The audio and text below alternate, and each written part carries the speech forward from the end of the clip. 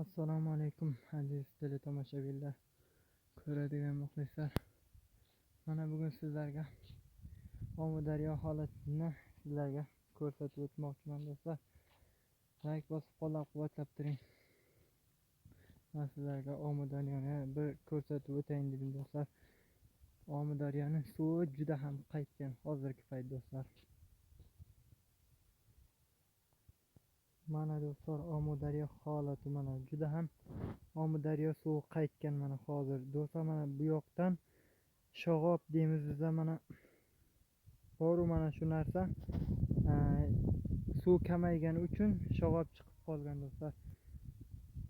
Mana bu ham Omudaryo holati do'stlar. Afg'onistonda eng katta Omudaryo mana shu bo'ladi do'stlar. Juda ham katta daryo.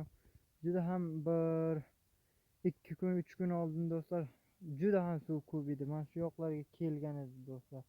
Suv juda ham ko'p edi suv. Hozirgi payt do'stlar juda ham kamayib ketdi suv mana.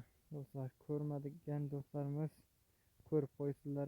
Ba'zi bir odamlar so'rashadi, Omudaryoni ko'rsating deb do'stlar. Mana like bosib qo'llab-quvvatlab turing do'stlar.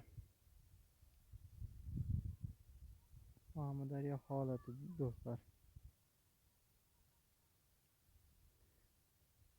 Bu yoq bo'lsa do'stlar bizning qishloq hayotimiz do'stlar.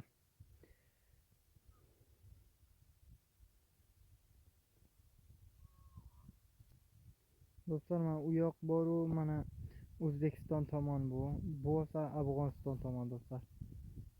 Mana do'stlar, ko'rmagan do'stlarimiz ko'rib qo'ysizlar do'stlar. Mana Omudaryo suvi juda ham kam. Bir 3 kun oldin juda ham suv ko'p edi, lekin hozir juda ham qaytdi. Omudaryo suvi juda ham kamayib ketdi do'stlar. Mana do'stlar, Omudaryo lablarini ko'rsatib o'taman mana do'stlar.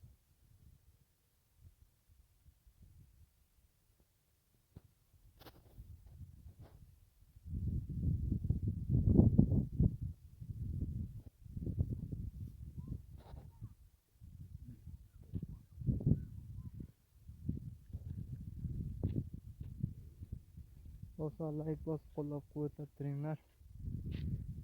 Bu ham Afg'oniston qishloq hayoti bu do'stlar.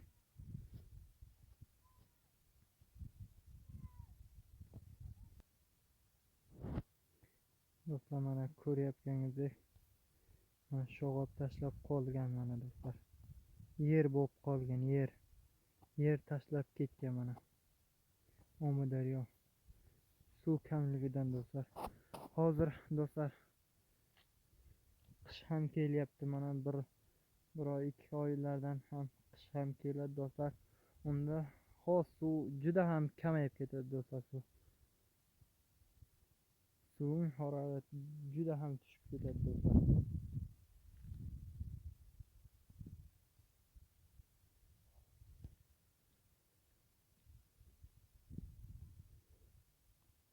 Do'stlar, mana shu Afg'oniston qishloq hayoti do'stlar.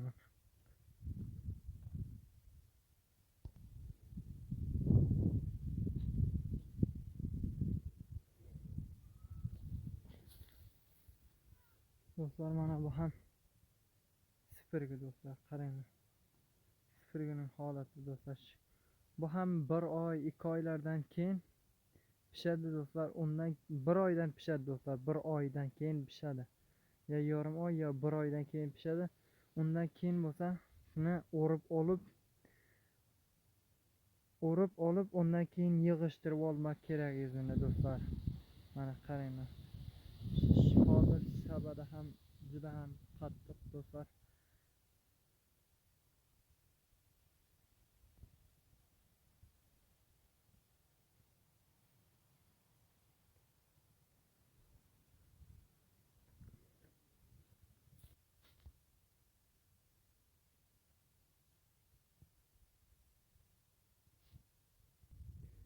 Do'stlar, mana qo'shnilarimiz Sipirgini o'rib olib mana setishyaptilar do'stlar. Hozir uyda setishyaptilar. bu supurgisini o'rib tayyorlab olgan.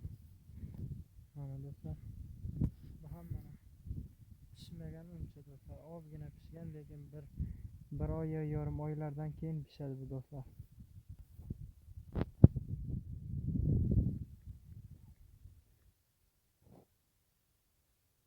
Mana bu joyni ham do'stlar yangi bitirgan, mana ko'rmagan do'stlarimiz ko'rib qo'ysin. Mana ichini tagini ham mana shunday qilib biza loy suvoq bilan suvaymiz do'stlar. Buni ko'rmagan do'stlarimiz ko'rib qo'ysinlar. Mana ustiga bo'lsa mana shunaqa qamish narsalar qo'yamiz do'stlar. Mana yog'och, qamish shunaqa narsalar qo'yishadi do'stlar. Mana uyning ichkarisi do'stlar. Mana bu ham bunga do'stlar daracha deymiz, mana shuni daracha qo'yamiz bu yoqlarga o'ra. Mana do'stlar,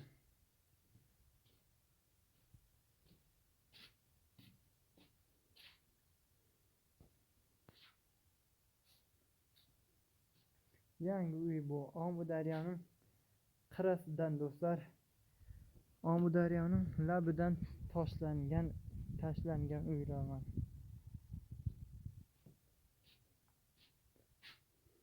Mana do'stlar, ustiga mana shunday narsalar qo'yamiz. Buni oldin mana bunaqa hayot urishadi. Mana shunday shuncha qilib, mana shuncha qilib hayot urishadi. Undan keyin hayotni urib bo'lgandan keyin ustini bitiradilar. Undan keyin mana do'stlar suvashadilar, loy suvoq qilib suvashadi do'stlar.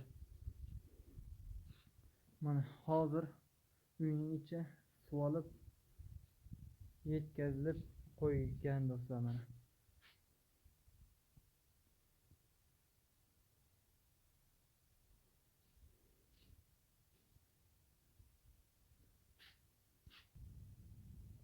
do'stlar, Omudaryo holati ham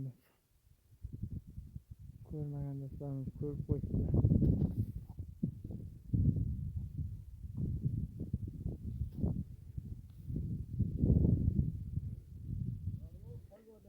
Barolmo yaxshiming do'stlar.